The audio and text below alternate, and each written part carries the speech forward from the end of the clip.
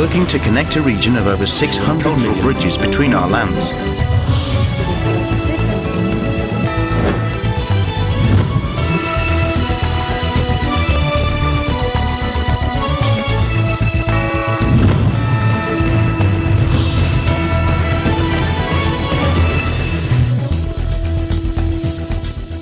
Hello and welcome to ASEAN in Focus. I'm Alma Angeles, delivering to you the latest news in and around the ASEAN region. On today's headlines, the number of Filipino workers who died after their fishing vessel was hit by a collapsed bridge in Taiwan has climbed to 3.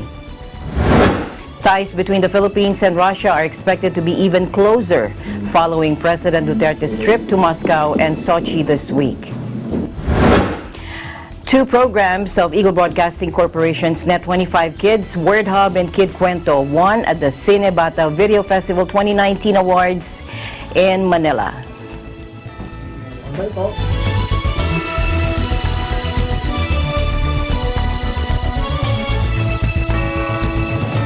The number of Filipino workers who died after their fishing vessel was hit by a collapsed bridge in Taiwan has climbed to 3. This after the Department of Labor and Employment, or DOLE, confirmed that the body of the 3rd victim earlier reported missing has been found. The lifeless body of Filipino fisherman Romulo Escaliscas Jr. was found at 11:28 a.m. on Thursday, October 3, bringing a total of 3 Filipino fishermen dead in the incident, according to Labor Secretary Silvestre Bello III in a statement. The 2 other fatalities in the incident were earlier identified as Andre Abregana Serencio and Jorge Hagmis Impang. The government has assured that the families of the victims will be provided assistance, including financial and scholarship benefits. 5 other Filipinos identified as Julio Gimawa, Jason Villaruel, Alan Alcanzano, John Vicente Royo, and June Flores were injured. Taiwan has a huge fishing industry, and many of those who work on its boats are low-paid migrant workers from countries such as the Philippines, Indonesia, and Vietnam. Taiwan was skirted by a typhoon on Monday night, which brought heavy rains and strong winds to the parts of the East Coast. But at the time of the bridge collapse, the weather was fine. Ties between the Philippines and Russia are expected to be even closer following President Duterte's trip to Moscow and Sochi this week. President Duterte said since his first visit in 2017, the Philippines and Russia have expanded cooperation in various areas, including trade and investment, defense, security, energy and science, and technology, and among others. The president said they're intent on sustaining that momentum, and he's confident they will succeed as he sees strong commitment and will from both sides to bring our relation to an even greater level. For his part, Mr. Medvedev emphasized the positive developments in the Philippine-Russia relations, including growth in trade and economic relations. He also renewed Russia's interest in continuing various projects, such as in transportation, energy, and agriculture sectors, as well as humanitarian efforts. Meanwhile, President Duterte also met with the officials of Rosneft Oil Company in a courtesy call led by Igor Sechin, the company's chief executive officer, at Four Seasons Hotel. Rosneft, the leader in Russian oil sector and the largest global public oil and gas corporation, is engaged in exploration and appraisal of hydrocarbon fields, production of oil, gas, and gas condensate, and offshore field development projects, among others, according to its website. Meanwhile, Malacanang denied that government-paid celebrities who performed in some engagements during President Duterte's second trip to Russia this week. Presidential spokesperson Salvador Panelo said the celebrities paid for their own airfare and accommodations, being genuine fans of the president. He said the celebrities were there to perform for the Filipino community before the president's arrival. Mr. Panelo said these celebrities have been doing the same since President Duterte's campaign in 2016. He added they've been doing that during the presidential campaign and they just happen to be genuine and rabid fans of the president. Among the celebrities spotted in Russia were Cesar Montano, Philip Salvador, and comedian Moy Moy Palaboy.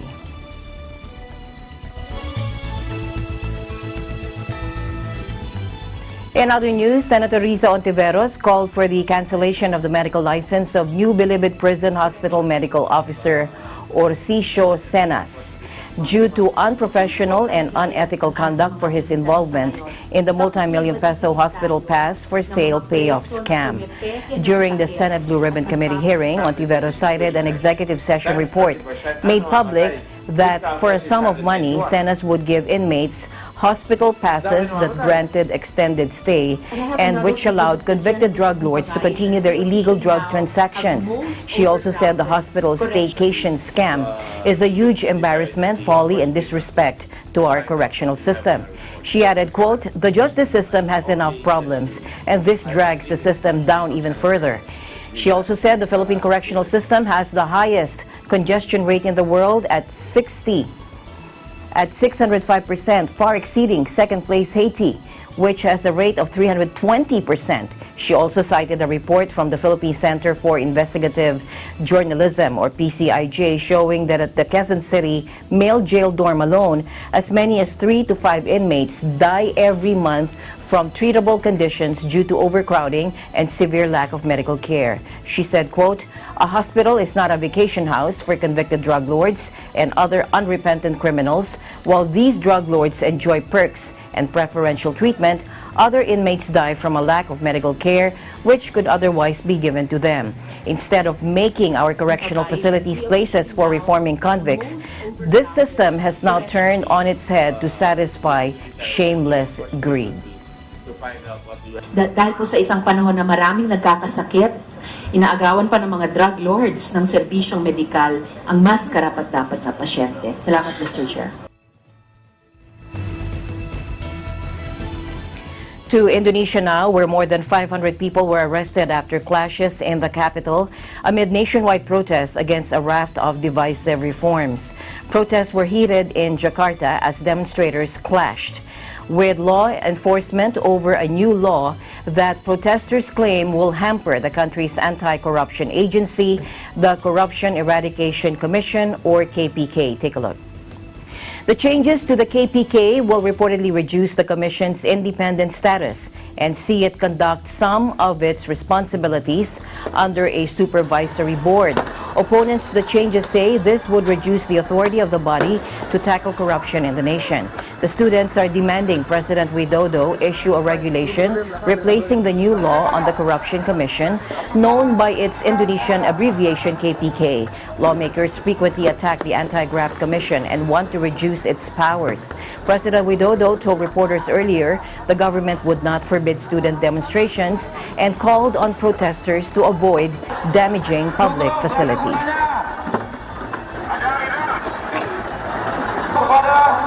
Adik-adik pelajar maupun mahasiswa.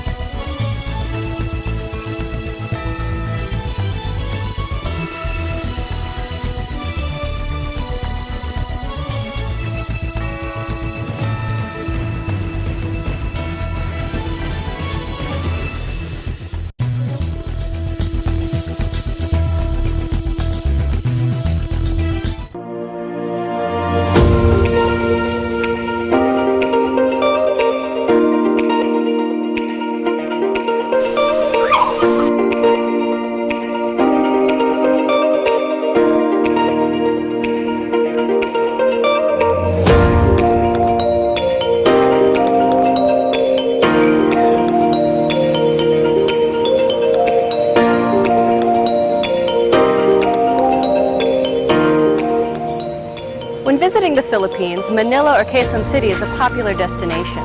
But oftentimes the hustle and bustle of the city can be more stressful on your vacation. So when you feel the need to reconnect to nature or relax again, there's a beautiful oasis just outside of the city called the Garden at Ciudad de Victoria.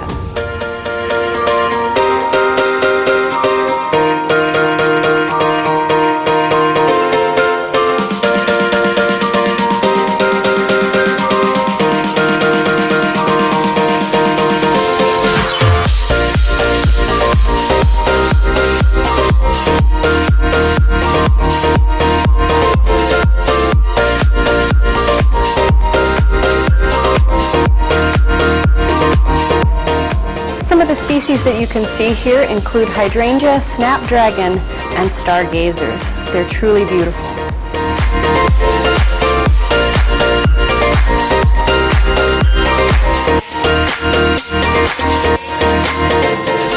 The gardens at Ciudad de Victoria are so peaceful, tranquil, and beautiful that it's become a haven for young couples and a very popular venue for engagement photos.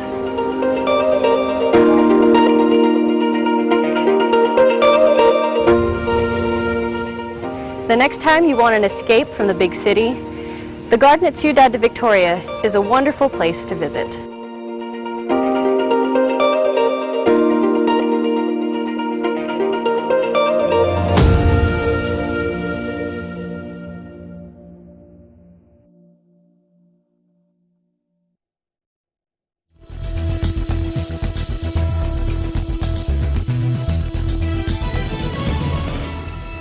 Welcome back. Philippine Ambassador to Russia, Carlos Sureta, said the government is working aggressively to improve the Philippines' market access to Russia, particularly on agricultural products. Let's listen in. Our primary objective is market access. Russia is a very malaki yung market ang Russia, 145 million people. Tapos pag sinali nyo yung mga bansa na kasakop nila na meron silang economic or trade relations, mahabot yata ng mga 180 million. Malaki ho yan. Tapos malaki ang demand nila. Russian tastes are evolving. They're willing to try things that are new. So we have, I believe, a good market here for agricultural products. Yun ho actually yung understanding ni President Putin at ni President Duterte na nag-meet sila sa Peru, na meron magandang balitang i-announce doon sa business meeting, mga kontrata na pipirmahan na which will lead to jobs sa Pilipinas, which will create more jobs in agricultural and fishing sector and manufacturing sector. Like I said, there will be agreements that will create demand for our products, which means more workers will be employed by the corporations. Farmers will get higher value for their products. Manufacturers will be creating more jobs. And more importantly, the Philippines will be identified as a major player in the agricultural market here, in the food market here.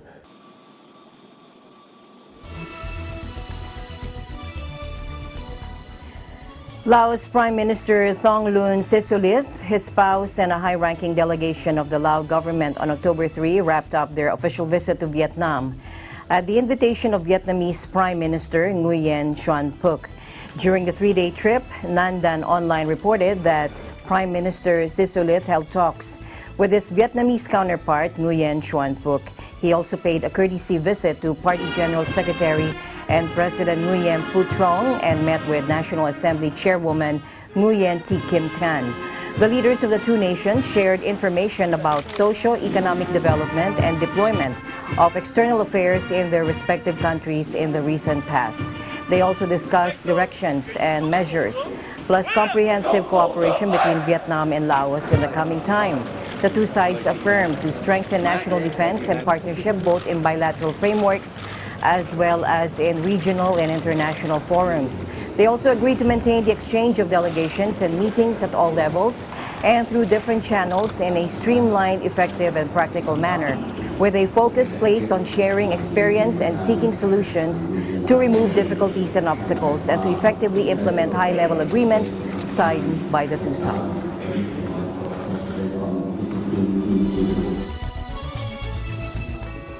In other news, in a bid to plug Southeast Asia's infrastructure deficit, the Asian Development Bank, or ADB, and Singapore-based Infrastructure Asia have signed an agreement to develop bankable and sustainable infrastructure projects in the region. In a new statement, the Manila-based Multilateral Development Bank said the agreement will launch the Innovative Finance Lab for Sustainable Infrastructure to help governments and state-owned institutions develop good infrastructure projects. ADB Director General for Southeast Asia, Ramesh Subramaniam said innovative and green finance approaches could be used to plug the $210 billion annual infrastructure investment needs of Southeast Asia until 2030. Through the initiative, state-owned enterprises as well as regional and municipal governments in Southeast Asia can improve their institutional, financial, and governance capacities for developing innovative and green infrastructure programs and projects. The Innovative Finance Lab for Sustainable Infrastructure, a virtual space supported by a biannual event in Singapore, aims to gather stakeholders across Southeast Asia to exchange knowledge. And the lab will also help them improve their policy-making capacities and adopt innovative and green finance models in local infrastructure projects. Among a slew of important announcements on Day 2 of the Singapore International Cyber Week, or SICW, regional cooperation for strengthening Asean cybersecurity took center stage. Gov Insider Asia reported on Wednesday that the ASEAN Ministerial Conference on Cybersecurity, S. Iswaran, Singapore's Minister for Communications and Information, announced the launch of the ASEAN Singapore Cybersecurity Center of Excellence, or ASCCE. The ASCCE will have a commitment of 130 million Singapore dollars over 5 years and will offer policy and technical programs. The ASCCE will fulfill three main functions. First, it'll conduct research and provide training in areas on international law, cyber strategy, cyber conflict, legislation, cyber norms, and other cybersecurity policy issues. Second, it'll provide CERT-related trainings and facilitate the exchange of open-source cyber threat and attack-related information and best practices. Third, it will also conduct virtual cyber defense trainings and exercises.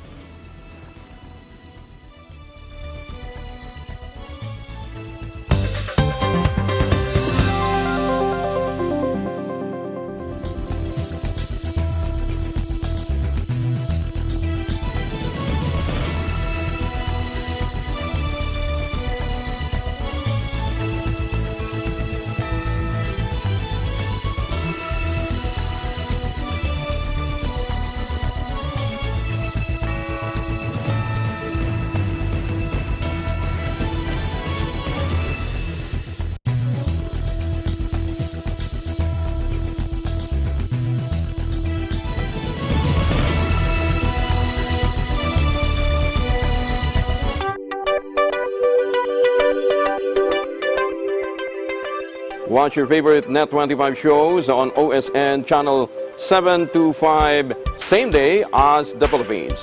Net25 is now available on OSN, the largest entertainment network in the Middle East and North Africa. Watch your favorite Net25 shows live And on demand anytime, anywhere on any mobile device on OSN Play.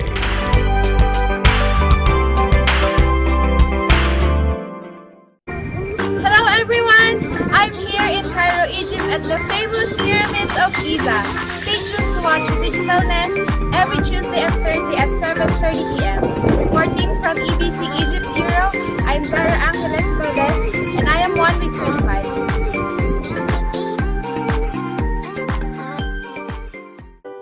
Hey guys, I hope you enjoyed this video. Make sure to leave some love by giving it a thumbs up, and don't forget to subscribe here at ABC Digital Nest so you don't miss any of our upcoming features.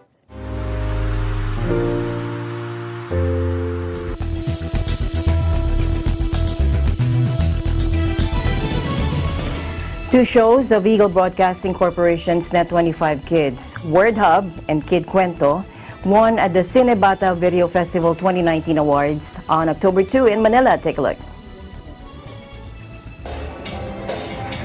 The Word Hub Surprise episode bagged the award for the Professional Fiction 8 to 12 years old category, while Kid Cuento Love for Family episode won in the Professional Nonfiction under 7 years old category.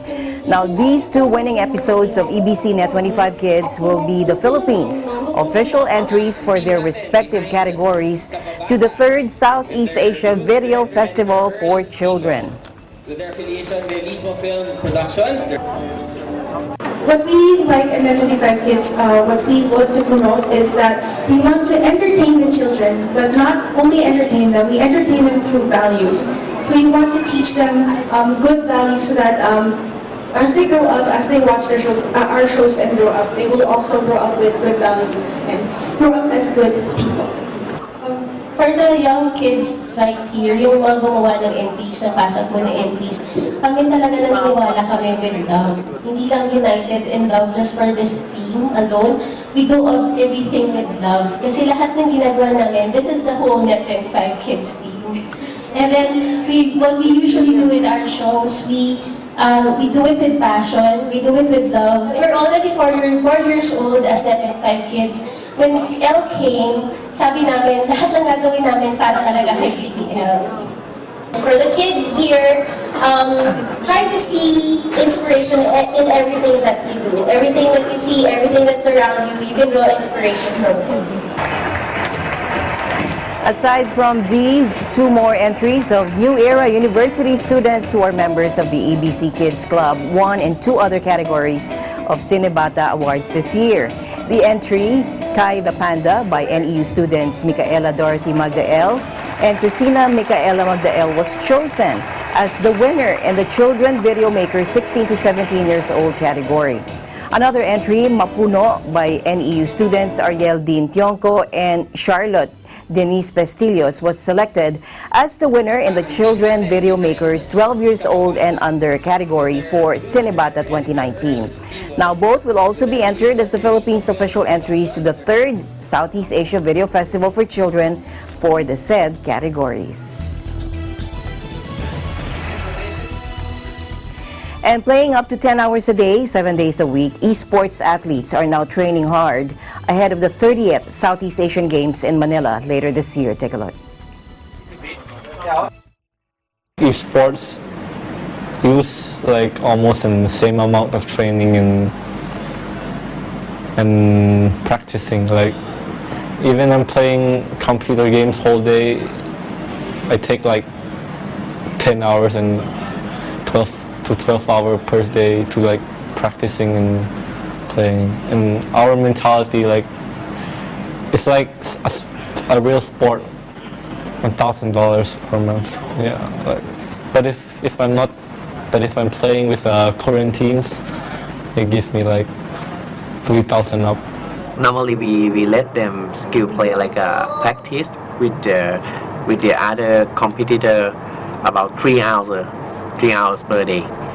And also we have let them to physical practice about 2 hours every day, like a push up and also exercise, stretching.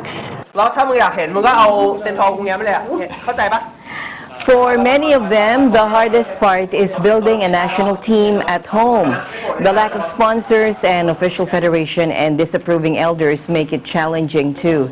But thanks to its fast-booming esports community, Vietnam, for instance, will be sending 6 teams to the Philippines to play Dota 2, Hearthstone, Tekken 7, StarCraft 2, Mobile Legends, Bang Bang, and AOV.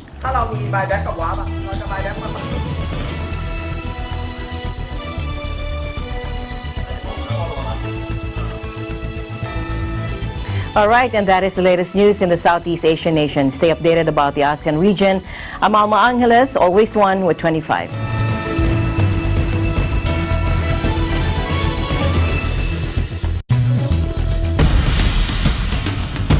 Accurate and fair reporting.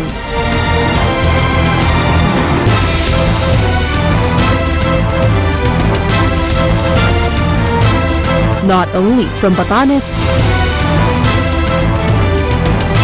to Tawi-Tawi, but also abroad. Detailed and timely stories relevant to people all over the world. Catch all of these at Net25, your reliable source of news, entertainment, and technology updates.